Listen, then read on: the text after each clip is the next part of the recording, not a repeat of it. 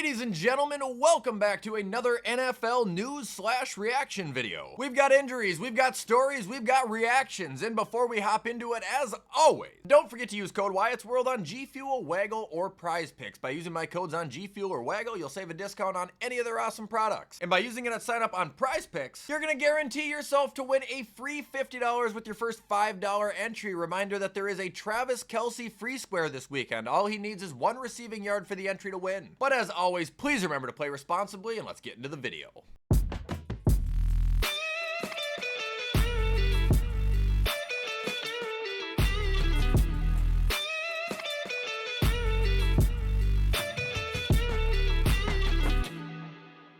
So, starting off today's video, we are going to be going over a couple of key injuries that have taken place in, well, the last couple days, really. Well, I should say like the last week. Anyway, first off here, we got Jayden Reed. He broke his collarbone in last night's victory over the Commanders, and yeah, I knew right away that something was wrong. I thought it was a dislocated shoulder. But I mean, when the dude was running across the field like this, you knew something was wrong. And obviously, if you're Green Bay, that's like one of the last things you want to hear, because whether you like this guy or not, you can't deny that he is extremely beneficial to have in your offense. I'm not sure how long a collarbone takes to heal for football, but I would believe that there is a chance he's going to be out the remainder of the regular season. Next injury we have here is Austin Eckler, who is, well, believed to torn his Achilles. Unfortunately, I think we all kind of know he did. Usually these injuries are extremely easy to see, just like Kevin Durant's, just like Kirk Cousins, just like Deshaun Watson. When you saw Eckler's calf muscle shoot up, you kind of knew it was done. It's also unfortunate because that might be the end of his career, man. He's not young anymore. Like that's going to be a long recovery, and with his age, he might just call it, man. I hope not, but maybe. And the last one we have here is Brock Purdy missing 2 to 5 weeks from turf toe, and this is why I say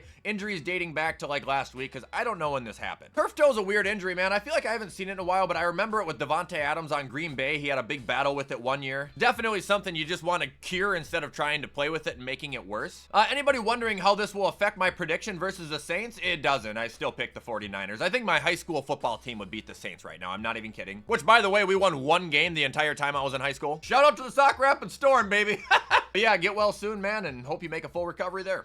Now moving on, we will react to the Commanders-Packers game from last night, and please bear with me here. I was at a bowling alley, and the bowling alley owner didn't realize that you couldn't log in on Amazon Prime and stream the game through like 24 different TVs, so we were all watching it on a TV about the size of a prison TV. Anyway, Jaden Daniels, incredibly slow game for him until the fourth quarter, much like JJ McCarthy last week. 200 yards, 2 touchdowns, 0 picks. Now, I was just about to say, I don't think I saw much rushing, and after looking at the box score, well, it's because I didn't see any rushing. They weren't able to do anything against Green Bay's defensive line. As far as receiving went, Zach Ertz and Deebo Samuel ended up getting the scores. Terry McLaurin had a more serviceable day from what we're used to seeing from him. And where is he? I swear, yes, here. I saw the name Von Miller last night pop up. He split a sack with Jacob Martin, and Dorrance Armstrong got the other sack on the team. Now looking at Green Bay, Brandy's son, 292, 2 touchdowns, 19 for 31. Man, has it been a rough start for the Jordan Love is bad crowd. A really rough start. Rushing touchdown came from Josh Jacobs, although I will admit it looked like Washington contained him pretty well throughout the game. Tucker Kraft had what I would consider his breakout performance here, 6 for 124 and a touchdown. He looked like George Kittle last night. He was dominant. He was possessive. He looked like the tight end Green Bay's been looking for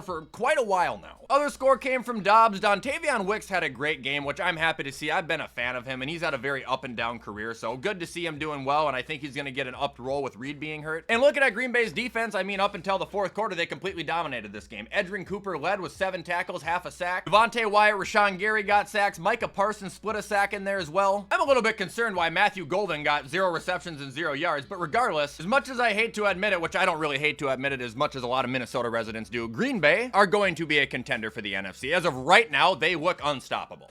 Now we've got a little headline about the Dolphins holding a players-only meeting after a blowout loss to the Colts. Listen, I've been around football for, I don't know, what, about 15 years now, and I have supported teams who have had player-only meetings, and I have seen other teams around the league hold player-only meetings, and the one thing I have gotten from players holding player-only meetings is that is when you are at the bottom of the barrel. That is when your team, your roster, doesn't know where else to look. They don't trust the coaching, they don't trust the management. They are taking it into their own hands to figure out what they can do as a team to succeed when they cannot rely on the upper management. My pick for the first head coach fired was Mike McDaniel. It still is Mike McDaniel. And I'm starting to believe a little bit that he ain't gonna make it to like week 8. People are sick of it. Finally, the Dolphins fans are sick of it. Hey, Mike, you just lost to the Colts 33-8. How are you feeling? Well, the good thing is I don't think it could get any worse than that. Are you out of your fucking mind? You were supposed to be the focal point of this team 4 years ago, and you've done nothing but suck shit. And now, getting blown out to the Daniel Jones-led Colts.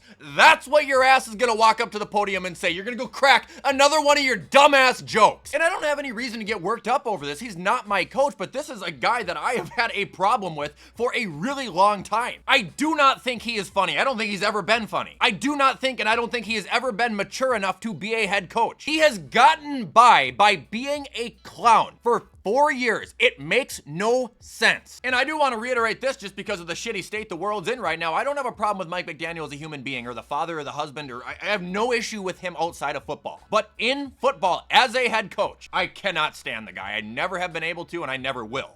Okay, now we've got a very, very upsetting piece of news about Lamar Jackson, and that's the NFL will not be punishing him for shoving that undeserving Bills fan. He did nothing wrong. If I was the NFL, I'd kick Lamar Jackson out of the league. A matter of fact, I would make sure that if he ever plays the Bills again, he's not allowed to play because he might harm fans. Did somebody at least flinch and start to type him an idiot or something? Obviously, I'm kidding. This is great. Lamar Jackson should have had absolutely no repercussions for shoving a Bills fan. He should have had no repercussions for standing up for a teammate either. If you are an NFL fan and you are dumb enough to hit a player, to push a player, to throw something at a player, you deserve what you got coming back, man. You're an idiot. Matter of fact, I'm willing to bet if Lamar Jackson would have gotten a fine for that, the Bills Mafia might have paid for it. I'm willing to bet they would have. Last I heard, the fan who pushed him, by the way, is not allowed at an NFL game or a Bills game ever again, which, I mean, okay, I'm not gonna lie, that might be a bit far. Like, yeah, you shouldn't have done it, but you got put in your place on national television. You look like a giant dumbass. Congratulations. But I'm not sure about taking him out of NFL stadiums forever. I would have done like maybe a couple years, but anyway, that's why you don't be stupid.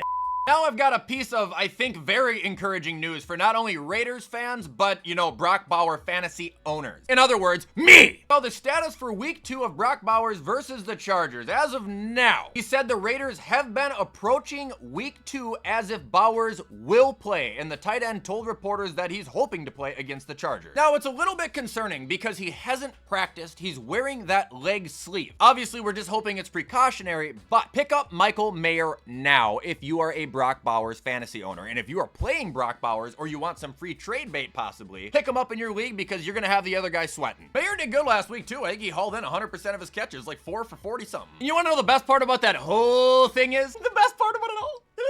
Makes me really happy. That game is until 9 p.m. on Monday, and we won't fucking know until an hour and a half before.